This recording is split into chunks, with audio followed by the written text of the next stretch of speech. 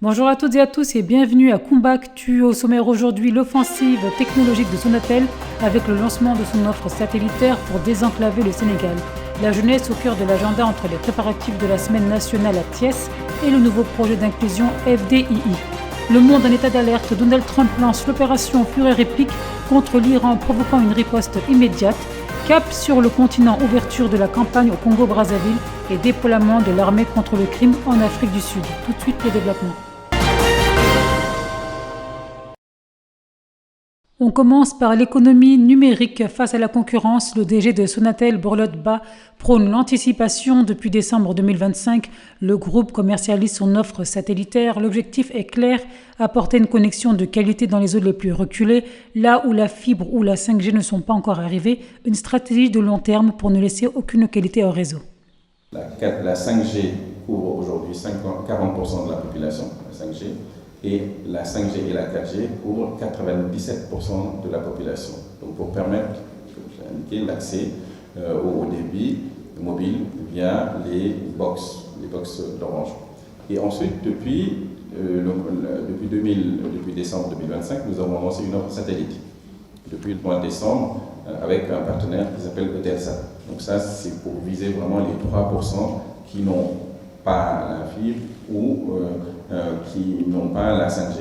Nous croyons à une complémentarité des technologies pour permettre aux clients d'accéder à Internet. Le besoin, c'est d'accéder à l'Internet.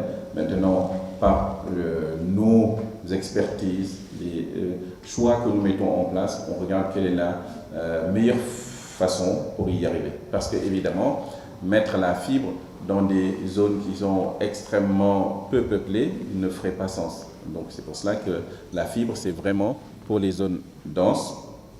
Et ensuite, les zones moins denses, rurales, vous avez la 4G et la 5G qui offrent les mêmes débits, c'est la connexion vraiment au débit. Et ensuite, on a le satellite en complément. Donc, on peut dire aujourd'hui qu'avec ce mix technologique, quel que soit l'endroit où vous vous trouvez au Sénégal, vous pouvez avoir une offre d'Orange, soit la fibre ou la 5G ou le satellite, sachant que la fibre elle-même se déploie de plus en plus. Parce que, évidemment, le déploiement, il est progressif. Donc, il y a des gens qui, aujourd'hui, utilisent des box 4G, 5G, demain auront la fibre, d'accord, et donc, ils pourront utiliser la fibre d'Orange. Rigueur maximale pour la semaine de la jeunesse. À Thiès, l'effervescence monte. La ministre de la Jeunesse et des Sports, Kadi Ndiaye, a appelé les organisateurs de l'édition 2026 à faire preuve de diligence et de rigueur. Le point critique, l'accueil et l'hébergement des délégations. Pour la ministre, la réussite de cette manifestation nationale repose sur une logistique irréprochable. Merci beaucoup. Effectivement, je viens de présider un CAD spécial consacré à la préparation de la Semaine nationale de la jeunesse, prévue du 29 mars au 3 avril. Et le lieu pour abriter cette Semaine nationale de la jeunesse, c'est ici, la région de Thiès, et particulièrement la commune de Ville. Et pour rappel, cette Semaine nationale de la jeunesse, qui est un événement très important et de très grande envergure dédié à la jeunesse sénégalaise, pratiquement ne s'est pas tenu depuis 2018. En 2022, l'événement avait démarré, mais n'a pas pu être poursuivi à cause de survenance d'événements insurmontables et de cas de force majeure. Et pour cette édition 2026, que nous comptons abriter ici au niveau de la commune-ville de Thiès, nous avons pu quand même procéder à un démarrage des préparatifs par rapport à la mobilisation de la jeunesse, parce que c'est une fête quand même qui est dédiée aux jeunes, mais par rapport aussi à l'implication de toutes les parties prenantes. Et l'organisation de cette semaine aussi résulte d'une directive du président de la République en Conseil des ministres qui veut faire de cette activité une activité pour, encore une fois, mettre en exergue notre jeunesse sénégalaise qui est une force motrice de toutes nos politiques publiques de développement. Et aujourd'hui, avec le comité d'organisation locale, qui sera le relais du comité de pilotage que j'ai mis en place depuis un mois au niveau de notre département ministériel, les travaux sont en train de se poursuivre pour pouvoir accueillir les différentes délégations qui viendront des 14 régions du Sénégal et aussi pour pouvoir voir comment peaufiner et perfectionner.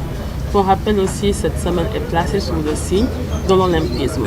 Cette année 2026, c'est une année de la jeunesse et c'est une année aussi qui est dédiée aussi à l'olympisme, le sport particulièrement et la culture aussi, comme moyen et levier d'encadrement de la jeunesse sénégalaise. Et c'est pourquoi d'ailleurs nous avons fait l'option que cette semaine sera rythmée autour d'activités culturelles, mais aussi autour d'activités sportives à partir du lundi 30 mars et jusqu'au vendredi 3 avril.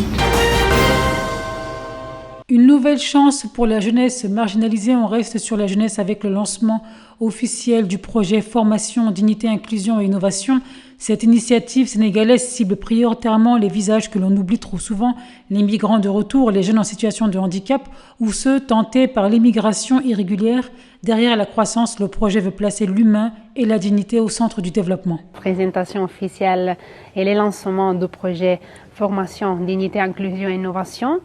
Et ça, c'est un projet qui s'inscrit dans la coopération, grâce à la coopération italienne, qui est notre bailleur de fonds, les donateurs. Et donc, nous sommes très ravis aujourd'hui de lancer le projet en face des institutions et des ministères qui sont présents. Et ça, c'est une initiative qui va se dérouler dans les pays du Sénégal, précisément dans 4 régions, dans les régions de Dakar, de Thiès, Kaolack et Tambacounda, et qui va promouvoir en effet la formation professionnelle, donc l'amélioration de la formation professionnelle dans des centres de formation professionnelle et aussi en amélioration de l'accès à l'emploi pour les jeunes. Le projet va se dérouler dans 3 résultats. Comme je viens aussi d'expliquer auparavant dans la présentation ce matin, on a les premiers résultats qui vont faire face à l'amélioration de la qualité, de la pertinence aussi et de l'offre de la formation professionnelle. On va en effet travailler dans les centres de formation professionnelle en améliorant des modules, aussi la mise à jour de certains curricula. On a aussi les deuxièmes axes, les deuxièmes résultats du projet qui va améliorer les ponts entre la formation professionnelle et l'insertion des jeunes au monde du travail, en améliorant pas seulement des centres publics, mais aussi ce qui se concerne la transition et la relation avec les entreprises pour favoriser un accès digne et aussi inclusif à tous les jeunes. Et les troisièmes résultats, ça va dérouler sur la partie de l'entrepreneuriat. Donc, ça veut dire qu'on va favoriser un entrepreneuriat et aussi l'auto-emploi des jeunes, grâce aussi à la collaboration de plusieurs partenaires italiens et aussi sénégalais, chacun d'eux qui aura sa propre responsabilité et sa propre pertinence comme partie du projet. Passons à l'actualité internationale. L'opération Fureur épique embrase l'Iran. C'est le choc de ce samedi. Donald Trump a annoncé le début d'opération de combat majeure contre l'Iran, baptisée Fureur épique. Cette offensive a visé plusieurs villes iraniennes où l'accès à Internet est désormais coupé. La riposte de Téhéran a été immédiate. Des tirs de missiles et de drones ont visé Jérusalem ainsi que plusieurs bases américaines dans la région. Une escalade qui inquiète la communauté internationale. Des colonnes de fumée dans le ciel de Téhéran. Dans la matinée, les États-Unis et Israël ont annoncé avoir lancé des frappes sur l'Iran, sa capitale et ses environs. Dans un message vidéo publié sur son réseau social, Donald Trump a annoncé quel était l'objectif de ces bombardements. Notre objectif est de défendre le peuple américain en éliminant les menaces imminentes que représente le régime iranien, un groupe vicieux d'individus cruels et odieux. Leurs activités menaçantes mettent directement en danger les États-Unis, nos troupes, nos bases à l'étranger et nos alliés à travers le monde. Le président américain a promis de détruire notamment les capacités balistiques iraniennes et de réduire à néant sa marine. Il a appelé les militaires iraniens à déposer les armes et le peuple iranien à s'emparer du pouvoir. L'armée israélienne a indiqué que l'Iran a riposté en tirant des missiles en direction d'Israël. Les sirènes d'alerte ont retenti dans le pays, comme ici à Haïfa ou ici à Tel Aviv. L'opération militaire vise à éliminer une menace existentielle pour Israël que fait peser l'Iran. À l'heure actuelle, l'armée attaque des cibles militaires du régime iranien. Au peuple iranien, dans sa diversité, nous disons « Voici votre chance de bâtir un Iran nouveau et libre. Prenez votre destin en main. » Cette campagne de frappe fait écho à la guerre des 12 jours entre Israël et l'Iran en juin dernier. Elle intervient après des avertissements répétés des États-Unis et d'Israël qui menaçaient de frapper à nouveau si l'Iran poursuivait ses programmes nucléaires et de missiles balistiques. Vendredi, Donald Trump avait fait part de son insatisfaction quant à l'avancée des négociations en cours à ce sujet. Depuis plusieurs semaines, une armada de navires et d'avions de guerre américains est positionnée au Moyen-Orient. Le marathon électoral commence sur le continent. La campagne pour la présidentielle s'ouvre ce samedi au Congo-Brazzaville. À 82 ans, le président sortant, Denis Sassou Nguesso, semble en position de force pour prolonger son long règne. Le scrutin prévu le mois prochain se déroule dans un climat où la stabilité est le principal argument du pouvoir en place. Les soldats face à l'insécurité en Afrique du Sud, le ton durci contre la criminalité. Le président Cyril Ramaphosa a annoncé le déploiement imminent de l'armée dans les rues. Cette mesure exceptionnelle vise les zones subissant les taux de criminalité les plus élevés au monde. Les populations attendent ce renfort militaire avec l'espoir de retrouver une sécurité perdue. La campagne présidentielle s'ouvre au Congo-Brazzaville pour des élections prévues le 15 mars. À 82 ans, le président Denis Sassou Nguesso est candidat à sa propre succession après environ 40 ans de pouvoir. Il est donné ultra favori par les observateurs face à 6 autres prétendants. Le président sortant débute samedi par un meeting géant dans la capitale économique Pointe-Noire. Ce scrutin brille par l'absence des principaux partis d'opposition. Ces derniers estiment que les conditions ne sont pas réunies pour une élection crédible. Il s'agit entre autres de l'Union des démocrates humanistes UDH-UKI, l'Union panafricaine pour la démocratie sociale et l'Alliance pour la République et la démocratie ARD de l'opposant Mathias Dézon. Denis Sassou Nguesso, militaire de carrière, a d'abord dirigé le Congo sous le régime du parti unique avant de perdre les premières élections multipartites du pays face à l'ancien Premier ministre Pascal Lissouba, qu'il renverse lors d'une guerre civile pour revenir au pouvoir en 1990. En Afrique du Sud, le prochain déploiement de l'armée dans les zones à fort taux de criminalité fait réagir les populations.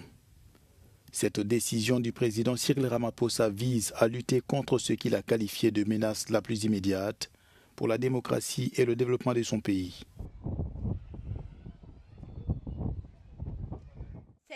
La SAPS et la police métropolitaine du Cap se contentent de patrouiller en voiture. Elles ne sont pas vraiment là pour nous protéger.